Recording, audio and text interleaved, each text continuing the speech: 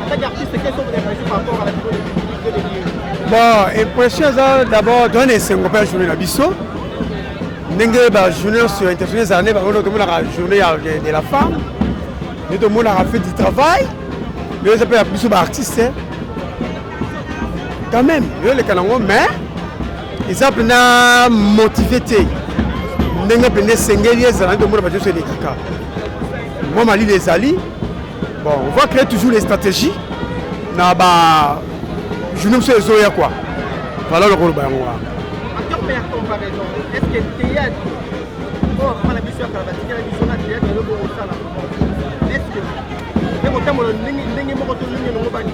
bon, au but de ça, les alliés, la série télévisée. Ça, maintenant, théâtre. Quand on dit théâtre, ça là, tant qu'il y a la salle, là. La salle, ça se trouve. Au moment où les alliés ont évolué, tu connais ma moussous. Comment ça, la série télévisée, ils ont les cas. C'est-à-dire que tu évolues, tu as commis. Dans le 21e siècle, quoi. Le monde peut échanger les arabes de Boussou. Photo mata. Mais si tu mata na Congo, tu mata au Kita. Par rapport à maman, dans sa théâtre, on coupe tout. Bah, on a top pour les coups de ma sur ça, série télévisée. Mais est-ce que moi, personne n'a moins inquiétude dans la couteau? Pourquoi est-ce que l'artiste est comédien? Et pour la disposable, peut-être la journée où il va monter du pino dans le théâtre, tout le monde va déjà. Mais quand il s'agit des politiques et consorts, l'artiste est comédien, il faut monter la politique. Bon, on dirait que parti politique, n'est pas regroupement politique. Le corps de regroupement politique, tout le regroupement d'État comme belé. Donc, bon, gars, on a commencé à se faire comme ben à ben là. Tout les gars, ils sacré mon boy, pour s'angana. Surtout, tout le monde a calisnaé. Tout le monde a l'idée, on a vu ce pas ça là. Le ministère qui tire à tirer ce poids pour te réciter tout ce qu'on a besoin là. Tout ça na unité wana. Pour ça, tout ça roule là. Tout ça roule là. Oui, bonjour. Journée mon commandant dans mon groupe, je vais dédier à l'international du théâtre. En termes d'analyse, comment trouvez-vous le théâtre aujourd'hui en pleine? Oui, merci pour la question. En tout cas, théâtre lelo, nazolo belango na sens au-dessus de ça lango lelo, na ndenga série télévisée, et ça un peu négligé. Négligé pourquoi? Parce que Moutounion so azolinga comme master. Or journée à l'élo, et ça y a collaboré avec un président, un fondateur, un boyété. Et ça journée à Moutounion so azo sens de réflexion pour na koyeba na année où qu'est-ce que j'avais fait, qu'est-ce que je n'avais pas fait, na année où koya et là on a kosala et là on a kobakisa. Mais jusqu'à tout ça mon a batunet c'est bazo zwango na légèreté moko boyé pour na point de vue à Moutou na Moutou par rapport à la divergence où ils ont la carte à groupe. Alors, on a ceux qui sont les biso nyonso to sangay na Congo, to lobi que tous à la uni pour na ko bimisa elo komoko. En tout cas, j'espère que au moment que même ba oboloba que baza danger wana, ba kotika la sous danger parce que biso peut tous danger, mais ce qui nous manque est la conscience professionnelle na koyeba ce qu'on fait. C'est ça le problème. Un message à vos artistes oui, pour la repère ça na ba collègue na ba artiste na web ça ba ngoka boy. Mutu nyonso ayeba que musala ezalaka musala. Succès et yaka après musala. Musala o ezalaka na succès ne ezalaka malamu, mais succès o ezalaka sans musala ezalaka malamu te. Et là kana ko esa bango yango wana. Lelo bato mo libino ta théâtre international d'abord impression les amis par rapport à journée. Impression nanga eza na boso na zana nesengo makasi na ndenge journal lelo ya le 27 eza journée to monani na ba to monana kala donc to monani esali vraiment bien mais oya passe na koloba donc ebele ba yete soki to ebeke ezaki kinga kati peut-être ne ba ko ya mbangu. Donc, oh maman, il va bien ici, oh président qui n'a pas ici, mais ils ont pas si. Tout ça n'a pas qualité entre biso na biso. Or que journal, les journée moko et un journal donc il y a Bosangani. Donc ils ont tous la moko biso donc moko exacté. Donc qui bongai et qui bango mi, ongai boy. Or que loko moko nde bimisi biso nyonso. Na ba biso to ya sima. So conseil ni to pesa ba ba ya disu na sima na biso. Donc wana vraiment ba bongisa et ça vraiment bien té. Auto qui est na biso ça 8h45. Mais jusqu'à maintenant, tu as déjà 10 heures. Merci. D'abord, ma sentiment par rapport à journée vraiment, tous les gens qui pour Lelo, ils ont fait une il y a journée internationale, il y a théâtre, il y a artistes, il y a comédiens. Donc, tous ces là, tous ces là, tout le monde qui est mis sous nan bayete bazana na banzela, ba conduite président masumu nano comité, so ba komi mituke ye zubiso ndeto kende ko fêter na Pacific Palace.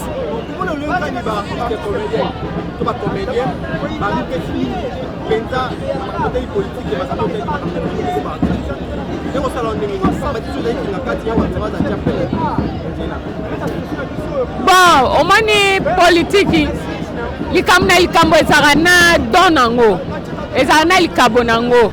Politicien atangela la politique na classe. Théâtre, batangela yango pe na classe. Siko yo tangi na théâtre, ou bien yo dona eza théâtre, au côté politique, ou bien politicien à côté théâtre. Bon, na ebité za selon, ezo dépendre na mutu ndenge alingi kokende banzele belé, eza ça dépend ya mutu. Mende sikoyo problème ezali ke artiste comédien, faut tirer la kaka comédien. Au tirer la comédien ou bien au tirer théâtre au continue ka politique. Que aux ana politique aux ana théâtre wana ndesko e comme mabe. Oh bana ozo ya politique ozo même na théâtre, ozo ya théâtre o même na politique et comme al soubienté et comme poison. Mot chef. Voilà. Aujourd'hui, les monde est retiré de la théâtre. Ok. En tant qu'artiste, d'abord pour le Maléno, mais presque les amis. En tout cas, nous sommes dans la joie. C'est la fête, comme vous le constatez, Bozo, Kaba Fanfare, Bozo, Kaba Mambebele. Nous sommes vraiment dans la joie pour la fête Nabiso. C'est le biso de fêter. Je ne crois pas qu'ils en ont monté pour fêter les biso. La charité bien ordonnée commence par soi-même. Il y a un moment où les comédiens vont se mobiliser. Journée internationale, il y a théâtre. Nous allons pour fêter quoi. Pour célébrer journée Nabiso. Voilà. Constant de Sali, quand il s'agit de vous, d'artistes comédiens, il y a tel théâtre. Ok. Et là, il s'agit de tout le monde a fait une implication, il y a des comédiens. Mais quand il s'agit d'une sensibilisation, par exemple, Kingakati, pour que nos acteurs politiques, artistes est belé. Et ça, la ronde est déjà, c'est une question, c'est une très bonne question, mais un peu glissant, on va pouvoir nous toucher. On est revenu quand la première fois, lorsqu'il s'agit, il y a des moments, on a célébrer en haut, on va motiver. Non, écoutez, on est censé de motiver nos frères et sœurs. Bateau basé à moi, Bolembu, il y a une utilité, il y a une journée net à boyer. Moi, je crois qu'au fur et à mesure, il y a le lot sur Simbi, donc la mobilisation a des raisons à Bissau. Mais sinon, nous sommes là, la fête est là, donc on est en train de fêter quoi. Voilà. Merci. Qu'est-ce qui manque pour continuer la théâtre congolais pour que tout la en tout cas, nous allons tout à l'heure, nous devons avoir une place d'abord dans Mité Mabadou. Vous savez, le rôle de distraction. Non. Nous sommes là pour édifier la famille ébélée. Vous comprenez? Donc, dans le 7e art, le théâtre cinéma est le 7e art dans le monde. Donc, il faut comprendre que le théâtre est la place dans la vie à Batou. Donc, théâtre, les autres ça Batou, le lengue à Kotambola, théâtre, les autres édifier la famille ébélée. Et voilà, le théâtre est vraiment important dans la vie. Biso Bengango, c'est un miroir de la société. C'est-à-dire que lorsqu'on parle de la société, même le théâtre, ça fait partie quoi. Donc, il nous faut les industries cinématographiques, il nous faut des grandes maisons de production pour promouvoir encore une fois notre culture ainsi que beaucoup plus particulièrement le théâtre. Merci mon frère.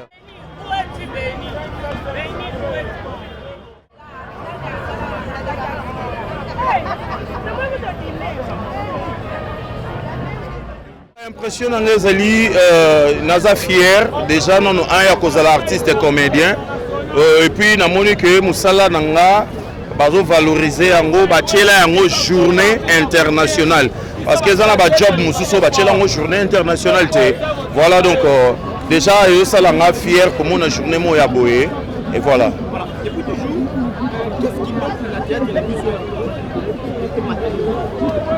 Et là, nous avons une divergence entre biso. Nous avons une bolingoté entre biso. Place où bolingo est rien ne va marcher. Donc, Bandeko va comprendre que nous avons un ghetto vraiment. par rapport à Ndeto Lobakake, bande comme Sunde ba copie à biso. Biso tikalika wana ke ba copie à biso. Mais nini tozo sala pour que tous à la penza à l'auteur ya Rosala Batoyo ba copie à bango. Vous comprenez? Donc les alliés nous divergence tout ça entre biso. Dans les vides cabo et donc dans les pamba o basolana ote o bazarana ote mikolo baboyi baleki bazaba soki ba impoli baleki pe ba mona ke mikolo neti bango c'est comme saison simbate donc baza déjà na ba boyo qualité entre bango donc nyonso wana yango ça ke moyen to évoluer ezate un message d'unité. Pardon? Un message d'unité. Ouais, les artistes tokutanaka tolinganaka ya vrai tosangana mpona kotombola art dramatique ya mboka na biso donc tolongola ba divergence wana ekosala bien makasi moni soki tokomi à l'auteur ekosala fierté tobanda lisusu kobetaka kutu batangwa te ke bango nde bakopia biso bango nde bakopia biso parce que tant tobeta bongo c'est parce que bango bakopie après basali performance na kopango quoi voilà donc biso to tikali siko na c'est donc c'est ça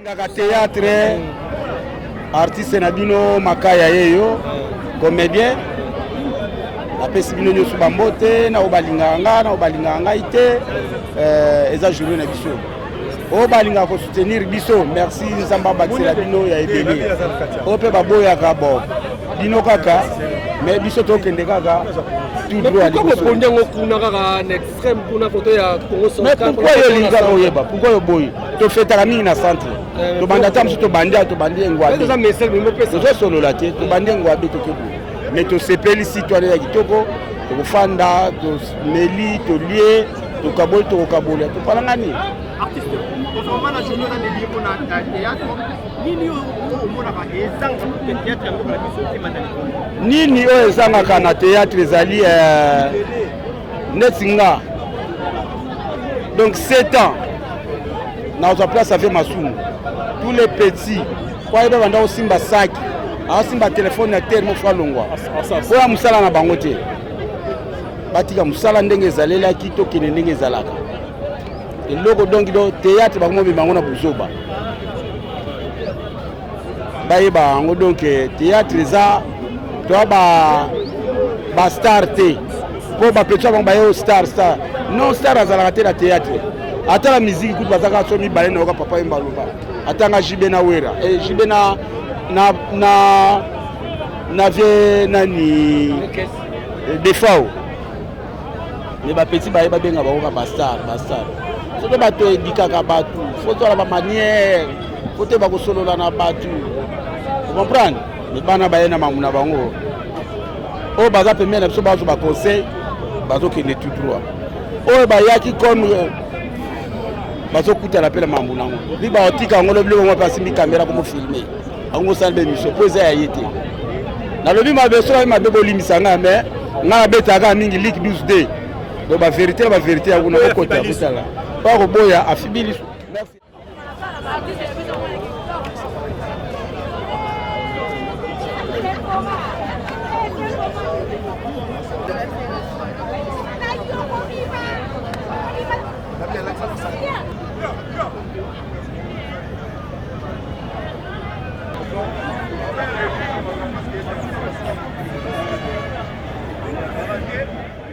Merci pour cette question.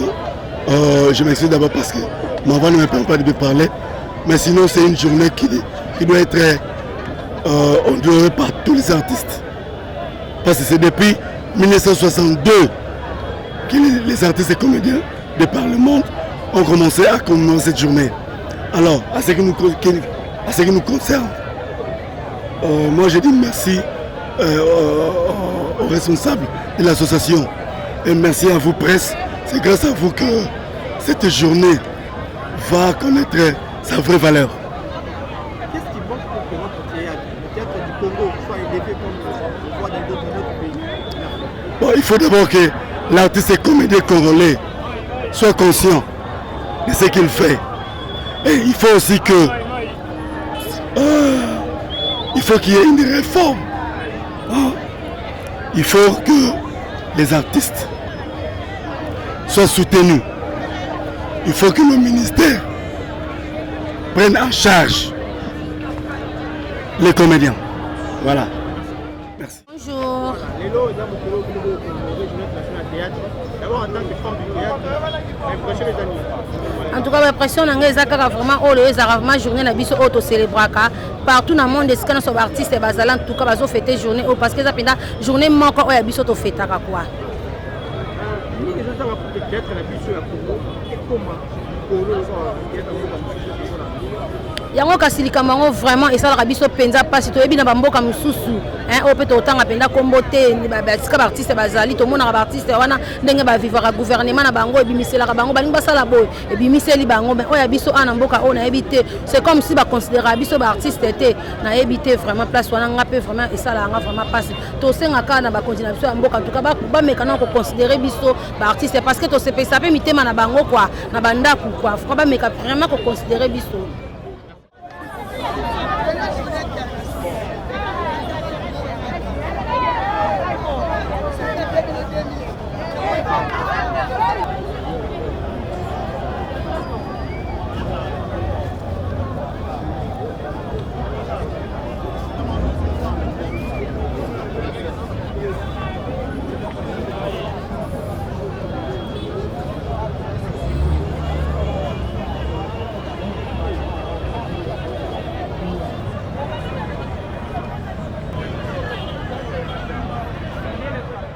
Il y aura une séance pédagogique.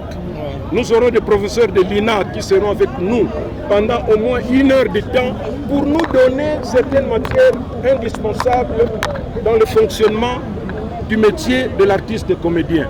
Et là, c'est une spécialité de l'ANTPC. Nous avons créé notre association, pas parce que nous voulons seulement nous retrouver, mais c'est parce que nous voulons quand même canaliser un peu tout ce qu'il y a, problèmes socio-professionnels. Que nous puissions discuter sur ce que nous faisons, sur l'habillement de nos artistes, sur le contenu de ce que nous produisions à la télévision, parce que nous avons des enfants, nous avons des femmes, nous avons des petits-fils, tout ça, nous devons tenir compte de cela. Donc, notre association, c'est en même temps une école de conscientisation professionnelle et didactique. Voilà. Vous êtes content aujourd'hui du rendement du théâtre dans notre pays? Bon, vous savez qu'on ne peut pas être content, satisfait de tout. Mais l'essentiel est que nous voyons, surtout les jeunes qui arrivent, ils essayent de faire un effort, d'évoluer dans un monde où il n'y a pas de sponsors. Donc il faut se débrouiller. Et parfois il faut produire un épisode de 45 minutes chaque semaine.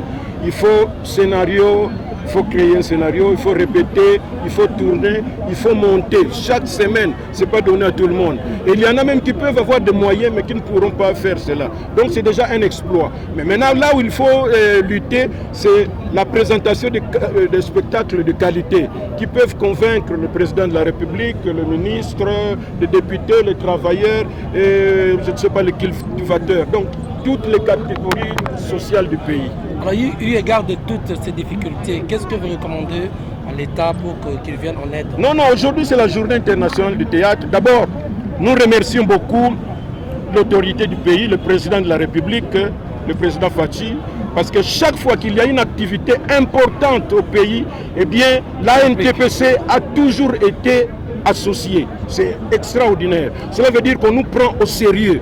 Donc que les artistes comédiens se montrent aussi sérieux pour que nous puissions bénéficier de cette confiance. Et pour la journée d'aujourd'hui, je crois que... bon, qu'est-ce qu'on peut encore dire? Bonne fête à tous les artistes comédiens. Et je suis content de voir tous ceux qui sont arrivés parce que tout le monde aussi ne peut pas venir à la fois. Il y en a qui ont des problèmes de matanga, il y en a qui sont malades, il y en a qui sont en voyage. Mais du moins, pour vous dire que les artistes comédiens existent, eh bien, ils sont là. Qu'est-ce qui a justifié?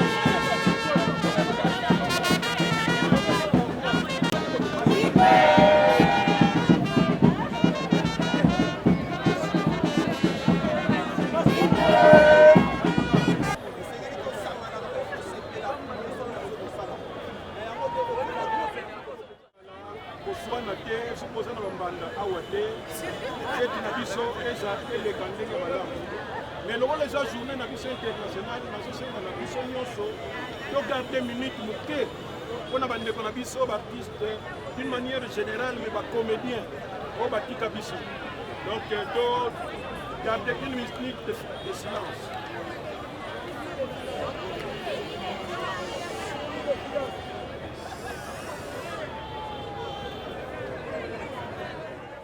biso toza nango esprit moko tout ça nazopesa bino fait vert na porte wana motu nyonso azobima betinga moke boye makasi te beti moke oleki obeti moke toyokani bakasi ne okotia